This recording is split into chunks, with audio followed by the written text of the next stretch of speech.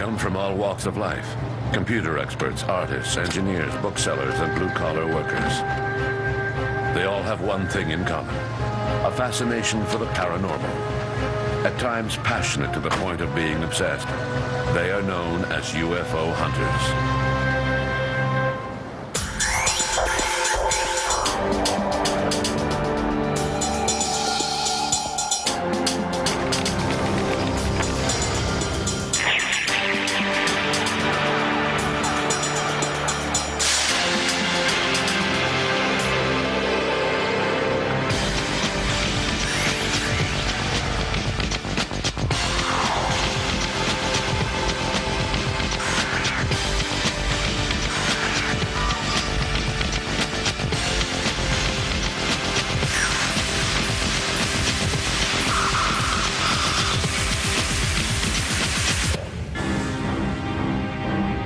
For the past 50 years, the phenomenon of unidentified flying objects, commonly referred to as UFOs, has frequently made the headlines. Exploited by tabloids, ridiculed by skeptics, and for the most part scorned by the scientific community, the UFO phenomenon has captured popular imagination. In Canada, surveys confirm that the public is interested in unidentified flying objects. In the United States, dozens of books on the subject are published each year, and Hollywood generally comes out with at least one film per season. The U.S. has the largest UFO group in the world, called MUFON, the Mutual UFO Network. Its members gather every year at the International UFO Symposium. Webmaster for the internet site UFOcity.com and co-author of Left at East Gate, Peter Robbins is a well-known New York artist. He is quite familiar with the community of UFO hunters. We are a wildly varying lot of people. We are as different as any random section of society, I think. What unites us is an intellectual curiosity, maybe a little bit of a spirit of adventure. Most of us like digging either allegorically or in a library or actually in the field. Most of us are somewhat idealistic, which usually means we're somewhat naive. They are obviously motivated by a desire to try and understand what's happening. Often, when you scratch beneath the surface, you find a desire to believe in the existence of extraterrestrials. Behind their impartial front, we can see their desire to believe. We actually are interested in the truth about something that is a genuine mystery. Some of us have PhDs in the natural sciences. Many of us have backgrounds in the arts, and we come to it from a creative sensibility. It is precisely this eclectic attitude that has greatly contributed to tarnishing the reputation of the UFO community. As soon as a UFO is observed, UFO hunters find themselves shoulder to shoulder with journalists at the site where it was observed, both trying to make the most out of it. One camp sees it as a great news story, while the other camp sees an opportunity to talk about their wild theories. Worldwide cover-ups, alien abductions, or a threat of an alien invasion. Comments made by serious researchers often become buried in the tall tales which attract the media. Caught up in this three-ring circus of ideology, it is not surprising that over the years, UFO hunters have gained the reputation of attracting crackpots. Like many fields of research or natural interest, we as a group have grown somewhat more sophisticated over the years. We have seen more frauds. We have seen more genuine, remarkably important breakthroughs in research. We are a bit better organized. We are maybe a little bit more respected by the general population, but not so much. Over the years, UFO groups have been forced to evolve according to the interests of their members. Their interest is often tempered by the events themselves and by pressure from the media. UFOs are not the same today as they were years ago. To better understand this evolution, we have to go back to the Kenneth Arnold affair in 1947, which spawned the expression, flying saucer.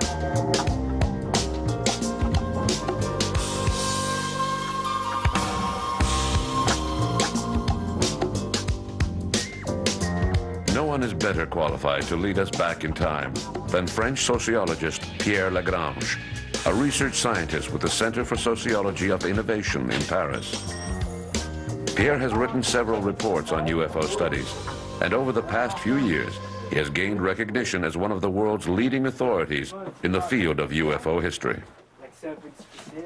The Kenneth Arnold affair marked the beginning of flying saucers. That was when the expression flying saucer was first invented. His story happened on June 24, 1947. He was a 32-year-old private pilot and businessman who saw strange discs flying over Mount Rainier, Washington, in the American Northwest. According to Arnold, they were flying twice as fast as the speed of sound, and they had an unusual shape. They were not exactly saucer-shaped. They were rounded in the front and triangular in the back. And he described their flight as saucers skimming over the water. And when he reported this to a reporter, a news reporter, the journalist wrote down flying saucers, and the name was born and has been with us ever since. The objects seen by Kenneth Arnold were probably nothing more than a flock of migrating birds. However, his story gave birth to the modern era of flying saucers. Back in 1947, unidentified flying objects were not synonymous with extraterrestrial spacecraft. At the time back in 1947, Kenneth Arnold thought he was seeing secret weapons. Obviously, the prospect of extraterrestrials was soon raised. If we look back at the first articles written in the press on June 26 and 27, 1947, the objects were not only presented as extraterrestrial airships. That was just one theory among others. The theory of secret aircraft was the most popular. The day after Kenneth Arnold's observation, the U.S. Army put up a wall of silence and took extraordinary defense measures. Planes are on patrol for flying saucers. Cameras installed to photograph them. Portland, Oregon, the area from which came the first weird reports. However, despite all the military's preparations, an entire fleet of flying saucers seemed to be descending upon the United States. Throughout the country, Americans were claiming to have seen unidentified flying objects. A lot of people these days, they're seeing flying saucers everywhere. Flocks of fantastic discs flying through the air. Since the Army was refusing to release these reports to the public, small groups of 2 or 3 people each began collecting information on these sightings. To be looking for the mysterious disc. It was the dawn of ufology, the study of UFOs. There's a flying saucer with milk. The first ufologists appeared in the 1950s in groups such as NECAP and APRO, which integrated a large mass of scattered information. At first, UFOs were only seen flying in the sky. They hovered and flew away, but didn't land. Then gradually, stories began pouring in about landings. Investigators changed their view over time. History professor at Temple University in Philadelphia, David Jacobs is the author of the famous UFO controversy in America. Well, I think that the role of some of the early UFO organizations like APRO, the Aerial Phenomena Research Organization, and NICAP, National Investigations Committee on Aerial Phenomenon, in the overall controversy over UFOs was really very, very important. I think that these are groups that continue to collect reports, they analyzed reports, they kept the subject in front of the public, and helped to also pioneer methodology for how you can do this, how you can actually investigate reports. It was in this fervor of the 1950s that people began speculating that these unidentified flying objects were of alien origin. These speculations soon became the most popular way of interpreting these objects. Left in the dark, the more conservative researchers who refused to share this opinion without an argument were stigmatized as ignorant or having little faith by those who supported the theory. Now, 50 years after that initial sighting by Kenneth Arnold, we can only wonder how UFOs, which were originally thought to be top secret weapons, came to be thought of as interplanetary vehicles. How is it that extraterrestrials have become the focus of UFO study? One of the first people to introduce the idea that flying saucers were of alien origin was Donald Keyhoe, a former member of the U.S. military who became a journalist, and while working for True magazine in 1949 was assigned to investigate the story. Keyhoe was rather skeptical at first, since most of the contacts he had kept in the Army told him there was nothing to the story. But as he dug deeper, he began to think that the military wasn't telling him everything they knew, that there may be something to the story after all. The article that he published in the January 1950 issue of True was one of the first to really popularize the alien theory. 3 years later, Donald Keyhoe wrote Flying Saucers from Outer Space, whose popularity at bookstores further entrenched the theory that UFOs were of alien origin. From there on, lines were drawn between those who believed in extraterrestrials and those who didn't.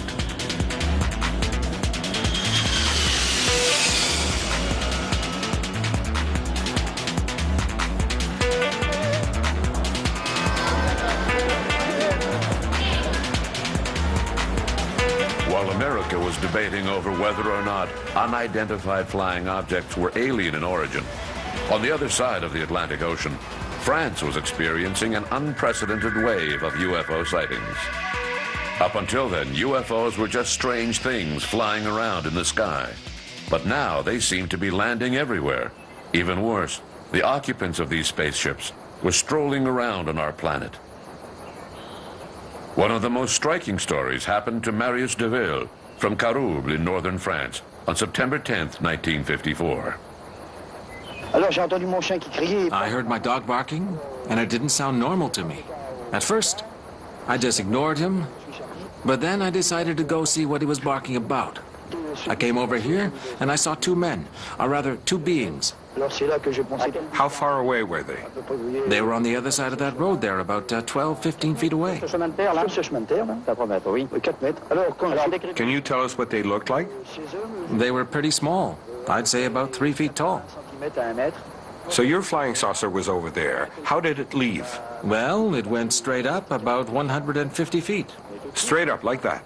Well, that's when it changed into a ball of fire and headed east. In the 1960s, a whole new generation of investigators appeared on the scene, like John Keel, who wrote an entire series of books. He also investigated matters that did not seem to interest other people. He examined things that were outside of the box, things that seemed UFO-related, but which were still on the fringe. With investigators like John Keel, it wasn't just a matter of aliens visiting us in their flying saucers. Keel's perspective was much larger and more complex, touching on both ecology and the occult, with phenomena that might be linked to our basic human nature. Some people proposed psychological theories for his phenomena. Keel was now in the area of parapsychology, where things were happening to our society other than simple visits by extraterrestrials. Thanks to John Keel, a movement began in the late 70s that included both the UFOs and paranormal phenomena by people who took an interest in these things. They believed that the phenomena were closely linked to the witnesses. The 1970s was also when the U.S. Air Force lost interest in UFOs. In parallel with the work being done by John Keel, other researchers joined the cause, often from university backgrounds, filling in the void left by the military. In the 1970s in particular, after the Air Force in the United States stopped its Blue Book, Project Blue Book, what happened is that it was almost like people were finally free to come out in the open. Those who were brave could come out in the open, and they could now begin to talk about UFO research, do it openly, work together. That's why Alan Hynek formed the Center for UFO Studies in 1973. We had a scientific advisory board of fairly distinguished scientists. And this went on. There was a flowering of very serious UFO research in the 1970s that had begun in the 1960s. It lasted some into the 1980s to a certain extent, but several factors intervened. Not Roswell, not necessarily abductions, other problems like lack of funding, again. like of the fact that no progress was being made. The lack of concrete results led some ufologists to question their beliefs, and they divided into two camps. In the late 1970s, something interesting happened in ufology. Criticism began to come from within.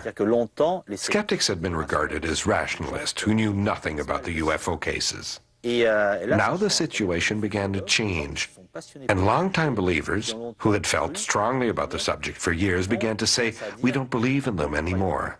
In 1977, French ufologist Michel Monnery wrote a book called What If UFOs Didn't Exist?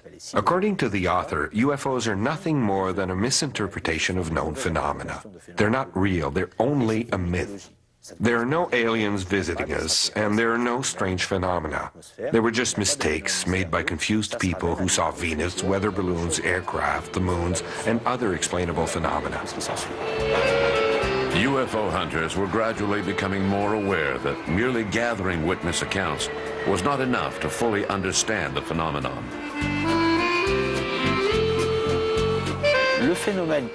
What was happening in ufology in the 1970s when the first skeptics began to appear within their ranks? It was a time when, having discussed eyewitness accounts at length, UFO researchers began to think, we need to be more scientific. There's a price to pay. We have to change our methods. It's not enough just to gather eyewitness accounts. We need to produce evidence like scientists do. For a long time we thought that it was a scientist's job to observe nature. But in reality, a scientist's job is done in a laboratory. He very rarely sees nature. He spends his time looking at instruments, diagrams, and graphs. So his contact with nature is very remote. If he goes into the woods or on top of a mountain, he doesn't see anything. He's in the middle of nature and can't do anything. UFO researchers began to ask themselves, how can we present data relating to UFO stories so it'll be perceived as scientific? They realized that there was a price to pay, that they would need to do more than gather stories to succeed, or simply state their opinion like a judge or a police officer. They would need to delve into the facts and come up with items that would allow experts to decide if there was a case or not.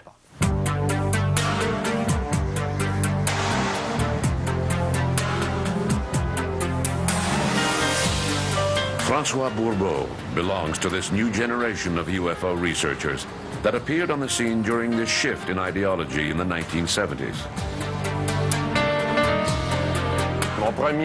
My first job, or my first goal, I should say, was to interest the university crowd in the study of UFOs.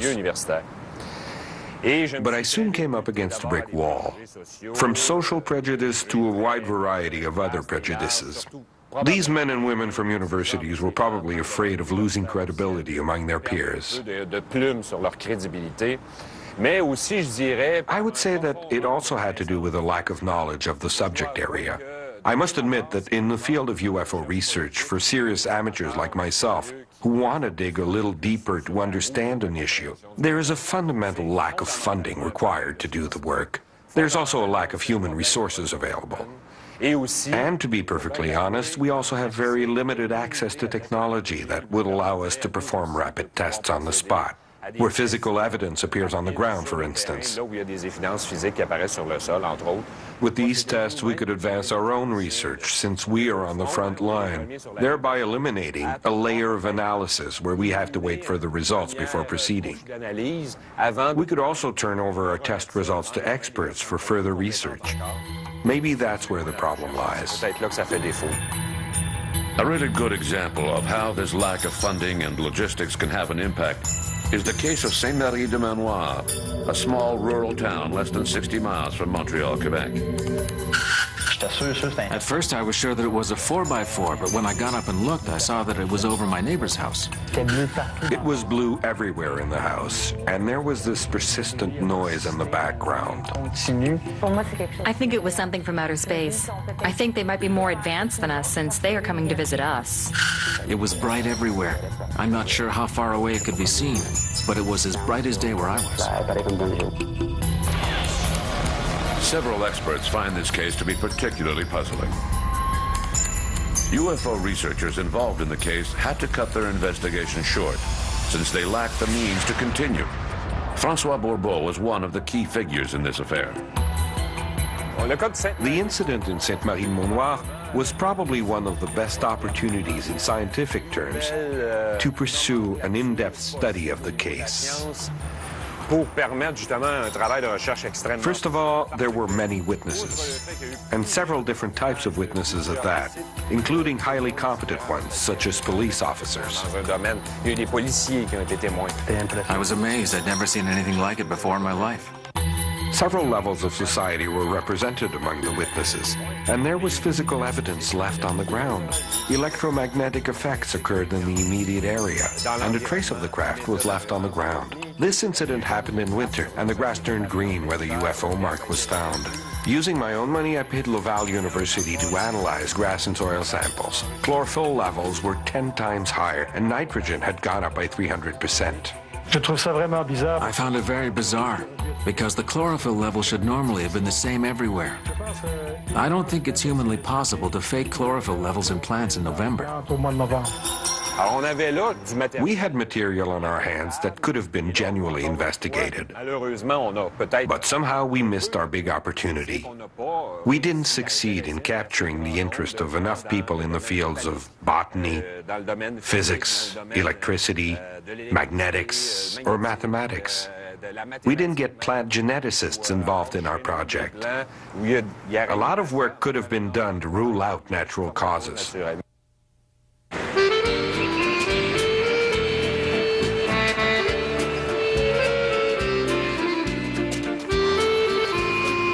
Over the years, UFO hunters have gradually divided into two separate camps. One group represents the diehards, who still believe that UFOs are extraterrestrial in origin.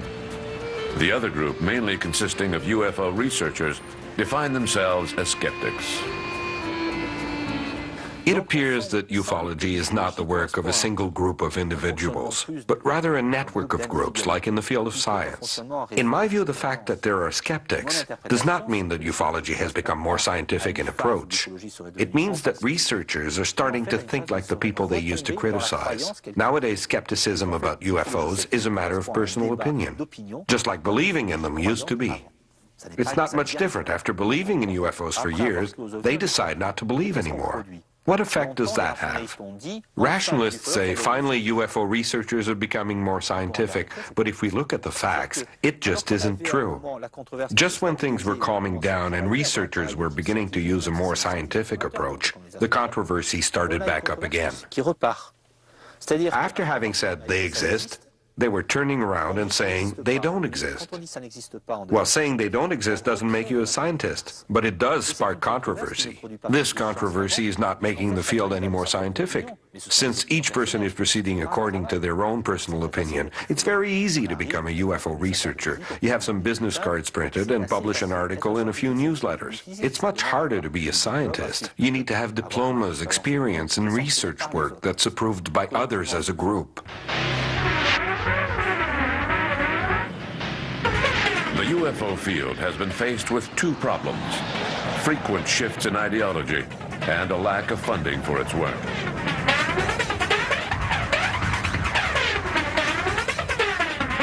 Victims of precarious budgets, most UFO associations cannot hire paid staff. This means that almost all of their members are volunteers, with the best of intentions, no doubt. But inevitably, they run into problems with the availability and competency of their members, which leads to less than ideal investigations.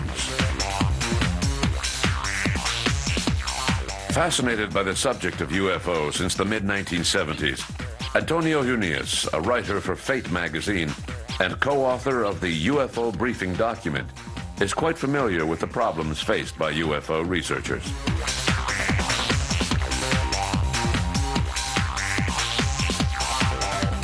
One of the main problems of ufological research is the lack of funds. This is very bad, and especially when you go to even to other countries, it's even more acute. And there was a short period, I would say through the 90s, where you suddenly had this emergence of the philanthropists. In the late 1990s, U.S. multimillionaire Lawrence Rockefeller financed a series of meetings on the American East Coast. Chaired by astrophysicist Peter Sturrock of Stanford University, California, the Pocantico meetings are now considered to be the most important initiative that has taken place in the field of UFO study over the past few years. Francois Louange is an optics specialist who directs Flex Image, a corporation specializing in satellite imagery. He was an active participant at the Pocantico meetings. The Pocantico conference, organized by Mr. Rockefeller in 1997, was highly instructive. This gentleman, who has large sums of money, tends to spend a lot on artistic and human causes. Lawrence Rockefeller had a certain curiosity about UFOs in general, and crop circles in particular. So he financed this week-long meeting at his Pocantico Center where his family had once lived. The idea was to discuss physical evidence, not just for UFOs, but in general. Basically, you had two types of scientists. You had ufological scientists. These were people who were professional scientists, like Vallée and even in Velasco and Richard Haynes and John Schussler and many others, who made the case for ufology. And they presented, the best landing cases, the best photography and so on, the best radar cases. And then you had a panel of neutral scientists, and these were people who were neither in favor nor against it, but they were professional scientists. The goal was to have researchers speak about UFOs in front of a group of scientists in the hopes of finding common ground and preparing a small booklet on their conclusions. Why did Rockefeller do this? Because up until that point, the only thing that existed in the field was the Condon report that had been sponsored by the U.S. Air Force several years earlier. The very thick Condon report was read by few people. It contains a lot of information, some of it on inexplicable phenomena. However, the official conclusions of the Condon report go something like this. First of all, we didn't find anything. And secondly, science has better things to do with its time than waste it on a subject like this that is of no interest. Condon closed the books on the subject, and scientists did that too. With regards to the Condon's conclusions, we agree at least on the first point. We didn't find anything really convincing, any absolute proof that unknown phenomena are occurring. And we found even less evidence of extraterrestrials. On the other hand, as to what science's position should be, we are diametrically opposed to Condon. We feel that given the evolution of the information gathered and the technologies at their disposal, it would be in the best interest of science to research the subject intelligently, to listen to UFO researchers, and to continue the work. If the Pocantico conference led to a recognition of the interest in UFOs, then why does the science community at large seem so uninterested in this phenomenon? If someone were to find a technological application for the UFO problem, then just watch the benefactors line up to finance it. Maybe not UFO groups at first, but if another meeting were held with Mr. Sturrock, there might be a group of people who would say, "Aha, we're being offered 10 million, gentlemen. Go back to your drawing boards."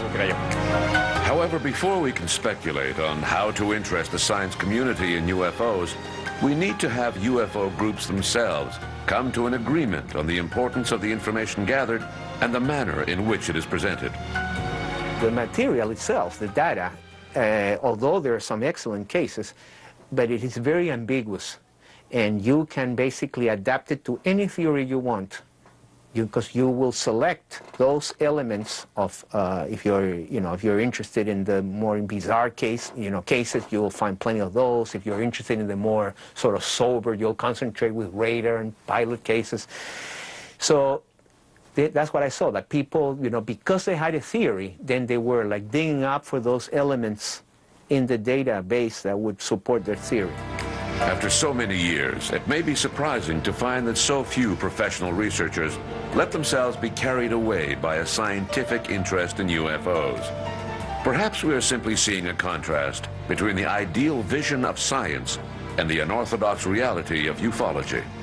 One of the great failings of UFO research in the Western Hemisphere anyway, and not as much in Europe, but certainly in Canada and in the United States, has been the failure to convince the scientific and academic community of the legitimacy of the subject. I think we're setting ourselves up for a disappointment when we expect science to come up with all of the solutions. When it comes to expanding knowledge, solutions are very rare. When scientists study a matter, very rarely do they agree on what it means. Of course, when we read history books about science, we see famous names such as Galileo, Newton, and Einstein, who all made a significant contribution to scientific knowledge. But we need to remember that 99% of all scientific research does not lead anywhere. The research is done because we need to ask questions and find answers. We need to make progress. Scientists often disagree. In the field of science, it's very difficult for everyone to agree. So if we were to take a scientist out of his controlled environment and place him in a situation with amateurs and people from different backgrounds, naturally he would find it more difficult to do his job. In that type of situation, scientists tend to have the attitude that UFO researchers are not capable of producing hard evidence. They're not like scientists who produce real results. I tend to see the problem differently. If we think about it, science hasn't produced a lot over the years, considering all the conditions imposed on scientists. They need to have a diploma, publish articles, sign contracts, and so forth. In contrast, it's amazing to see how much UFO groups like SOBEPS have managed to accomplish without a controlled environment. So if anything, I would say that the opposite is actually true. It's not that UFO researchers don't take their work seriously. Given the conditions under which they work, they're very serious in their approach. Perhaps we should be demanding that scientists produce a lot more than they do. A half-century after the birth of ufology, UFO hunters are still practically as far away from a global answer as they were back then.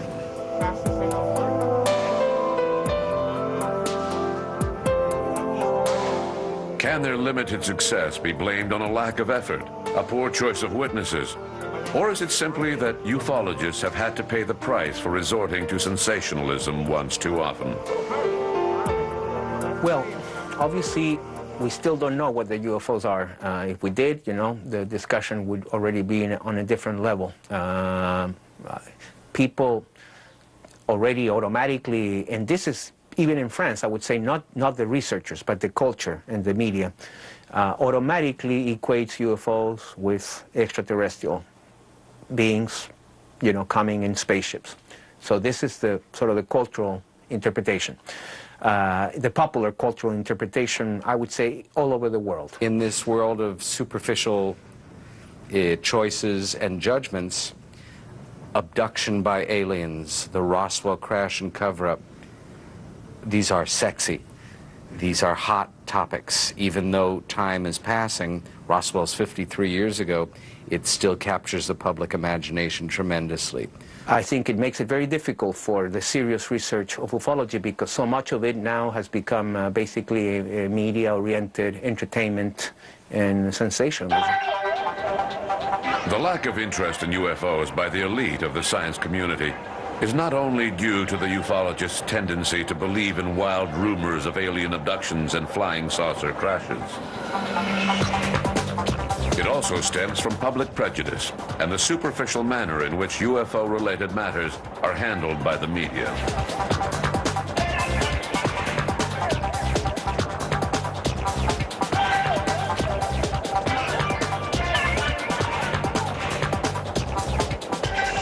An associate member of the National Center for Scientific Research in Paris, Bertrand Meust has written several books on UFOs, such as science fiction and flying saucers.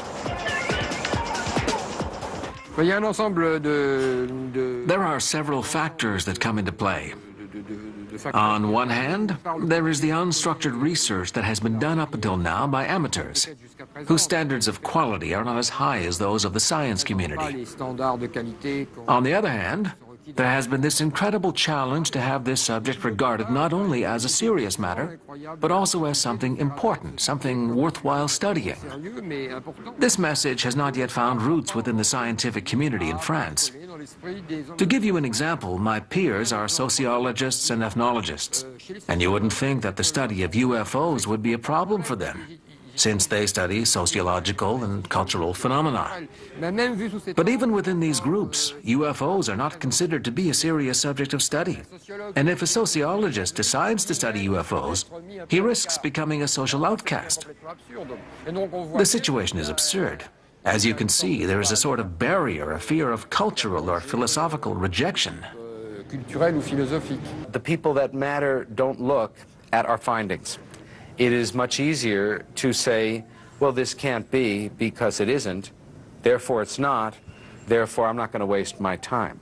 It is still informed by a great deal of ignorance, and most interesting, if you go back and you study the first reports of UFOs in the major American media, going back to the summer, the autumn of 1947 or so, you will see a pattern of reportage in major American newspapers, start with the New York Times, that continues to a degree to this day, and it usually goes like this.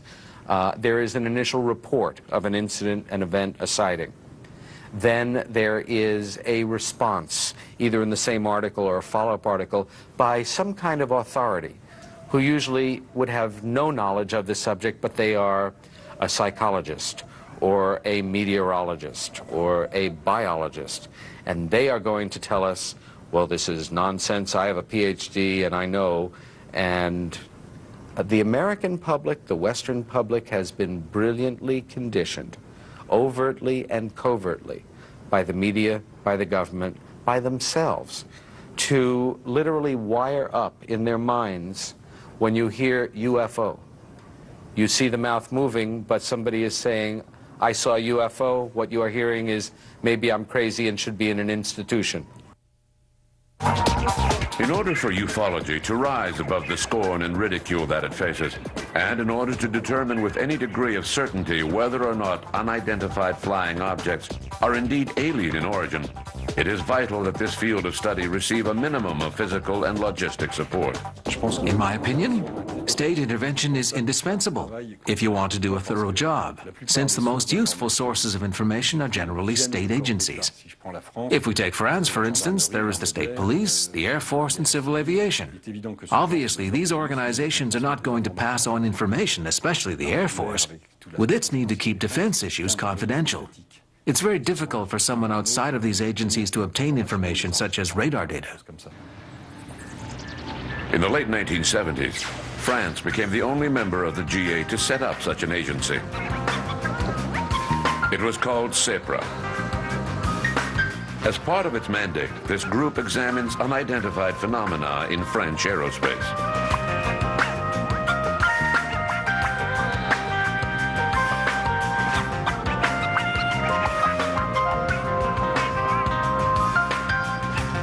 Located within CNES, France's National Space Research Center, the equivalent of NASA, CEPRA has been headed by engineer Jean-Jacques Velasco for quite a few years. CNES is a public sector agency that distributes information. We don't have anything to hide. These days, we let the public know about a lot of our investigations, and we will continue to do so in the future. However, keeping the public informed of our investigations is not part of CEPRA's mandate, as was the case for its predecessor, Japan, which prepared technical notes and informational notes. The difference between the two groups is quite simple. We just don't have the means. Although he admits that his group does not have the logistic support necessary to carry out a global study of the UFO phenomenon, Jean-Jacques Velasco does not see how CEPRA could associate itself with UFO groups without putting its own credibility and that of CNES on the line. What is commonly referred to as ufology is a large group of people primarily interested in UFO sightings. They have developed an interest in the subject as amateurs. We are not at all in the same class as those groups of amateurs. Here we do scientific work. We investigate sightings and check out the facts that are reported. Our work consists of scientifically analyzing the facts, and that's all.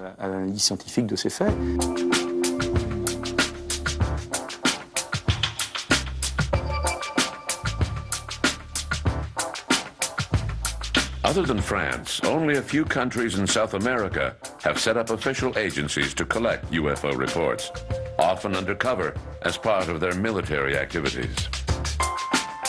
Elsewhere in the world, UFO reports are lost, destroyed, or find their way into a box in the basement of an administrative building.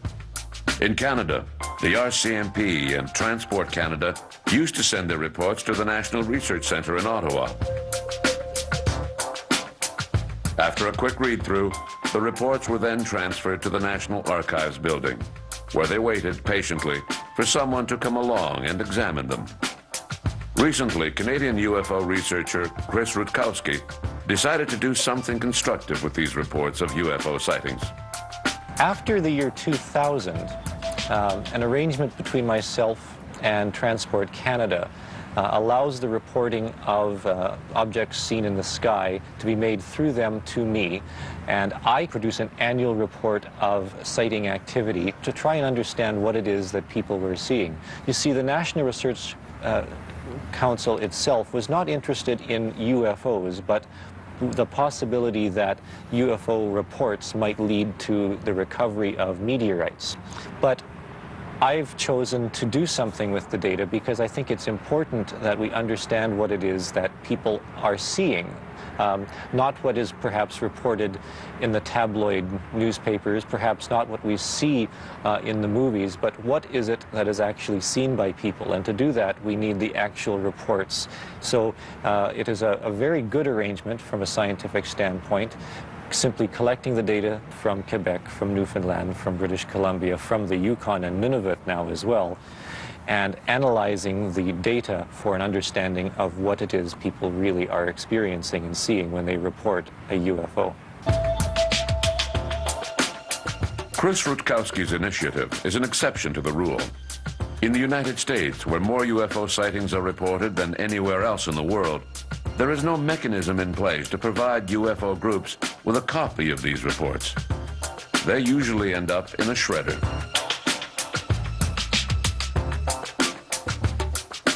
One of the things to me that puzzles me that after all these years in the United States, for instance, no single repository was created for all the files. That would have been money much better spent, you know, and just create a central location where when the organizations go out of business, or which happens, you know, when the leader dies or something like that, there's nothing.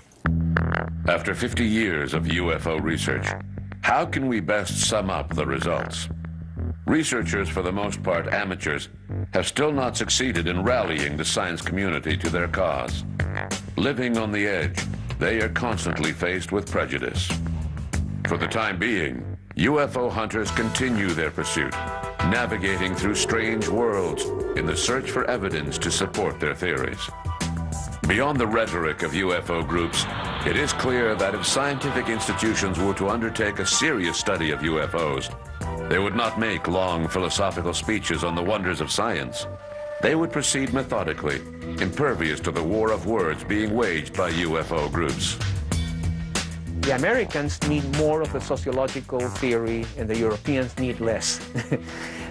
Because in America, it's not at all liked by the ufological community, who is completely committed to strictly nuts and bolts, ET, aliens, crash saucers, genetical hybrids with abductions, and so on. But in Europe, with some of these groups, you go to the other extreme, where everything gets reduced to it's just a myth. But a myth still takes off from something, you know. Myths from North America, specifically from the United States, have swept through Europe. Researchers like Scorno, myself, and others have Well, I wouldn't exactly say that we've given up, but we're still interested, but no one listens to us anymore. Well, they still listen to Pierre Lagrange, who seems to be able to find ways to make himself heard. But no one really listens to us anymore. They're only interested in those myths from the United States. There's another factor that's also becoming into play: the Internet. As a professor, I have several students who are interested in UFOs, but they know nothing of all the serious research that was done on the subject. When they hear the expression flying saucer, they immediately think of the American myths and all of the information circulating on the Internet. To summarize, when I was 25 years old, UFOs were things flying around in the sky. We would go into the field to observe them. These days, young people look up information on the Internet. That's why I'm a lot less interested now. It's become a sort of virtual reality.